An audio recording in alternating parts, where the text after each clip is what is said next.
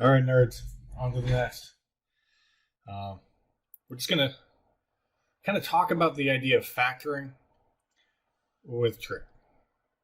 It's going to be a big piece. You saw it in the last problem, and a little bit of factoring. But I want to kind of talk about a few things, a couple mistakes we want to avoid. Real common errors, where it's like, let's nip this in the bud now. Let's not make this mistake on an exam, or once you get into physics or calculus. Let's get this handled now.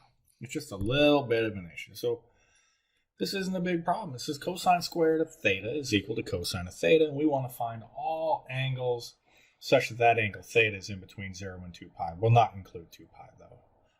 Such that cosine squared of theta equals cosine of theta. Yeah, cool. So we're going to deal with that one in just a second, but let's just talk about a different problem. Let's go back to algebra, because I'm pretty sure y'all are good at algebra. You're pretty good at algebra, right? You wouldn't be in a trigonometry class. You hadn't taken an algebra class before. Or at least I am, or something like that. So you have to have seen a problem like this. We say x squared is equal to x. What's the answer, right? These are the ones I remember back in, like, when I took algebra and I was a youngster. My teacher used to yell at me all the time. I remember that about, like, show your work. I'm like, but I can just answer the question. And you can at first in algebra, then after a while you can't. You're this great genius. So something like this, we should be able to look at. We're like, what value is x worth? 1, right? And doesn't 0 work too? 0 squared equals 0. So there's two answers to this. So I want to tell you before I start doing this, this is wrong. You don't do this. Don't do this. That's why I'm making this thing. We don't do this. We already know the answer is 0 and 1. So if we do this, we're losing an answer. X squared over x, that's just x. X over x, that's just 1. What about frickin' 0? 0 is a solution as well.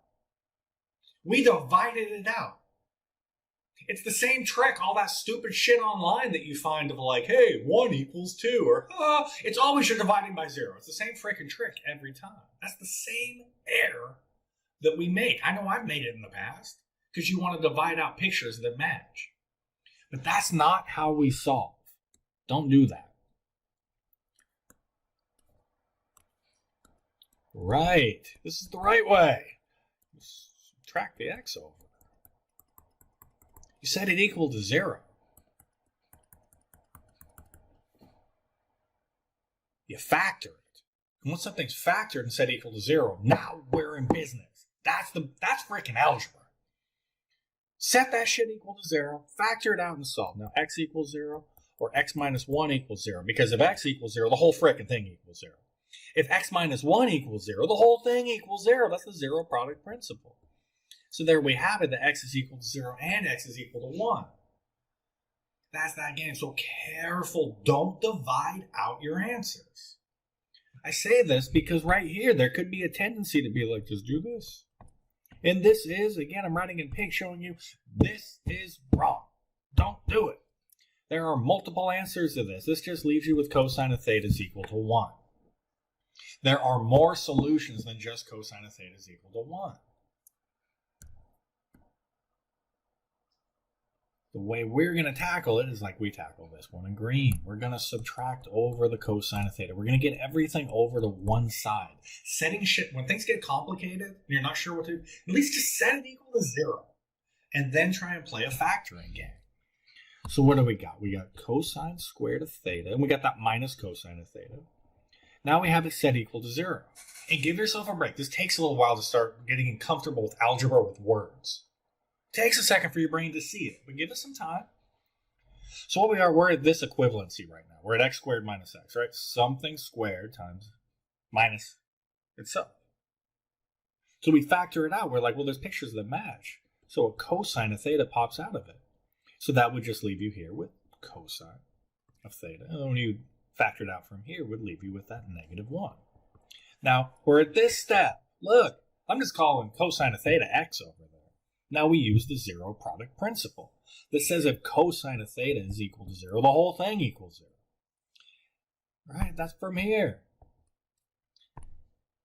And if cosine of theta minus 1 is equal to 0, the whole thing equals 0, because 0 times anything is equal to 0. I mean, other than infinity, but infinity is not a number, it's a concept.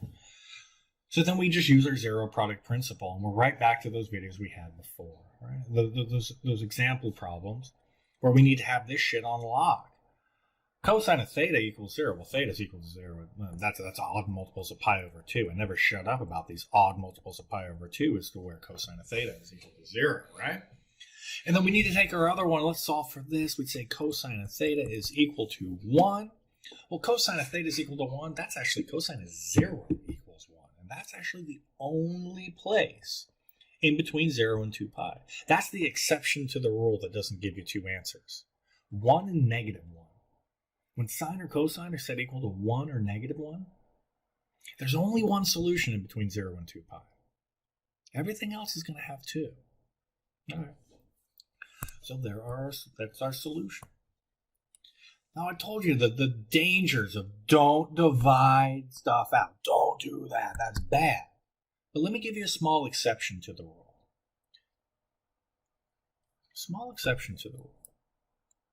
What if we had sine of theta was equal to cosine of theta? Let me give you the exception to the rule. Now, I don't have to do this in red. I can divide out cosine here. I'm allowed to do this. Can you see why this might be different than doing something like this?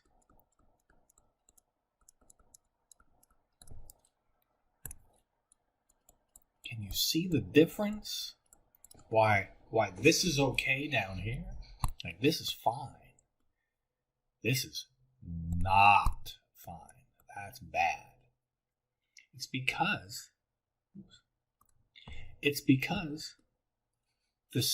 the cosine down here, when we divide it out, it doesn't go anywhere. It gets absorbed and becomes tangent of theta. It's still accounted for. And now we could go through and solve that and say that theta is equal to pi over 4 and 5 pi over 4, because tangent is positive in the first and the third quadrant, and the reference angle would be pi over 4 clearly, right? Yeah, that's where sine equals cosine. So this application is fine. You can divide out cosines and sines as long as they become tangents and cotangents. But if they disappear, you're losing your points. I continue on. How do I grade a problem like this? I just look and go, wrong. If they're wrong, I'll just cross them out. You have a possibility. I'm not grading it on a lot of your work. This stuff is being graded on how many you get correct. So you divide out an answer, shit, you might divide out 2 answers. The problem's worth 4 points and you divided out half of your points. That's not good. That's not good. You wouldn't have ended up with these answers if you would have divided out. You just would have said theta equals 0. So you would have actually lost 2/3 of your points on that particular problem by dividing out cosine. Nobody wants to lose 2/3 of their points. All right? So, pitfalls. I'll do this. Next one, I'm coming at you. We're going to be doing some jacked up ones. They're fun, but if you can get through these, you can get through anything. All right.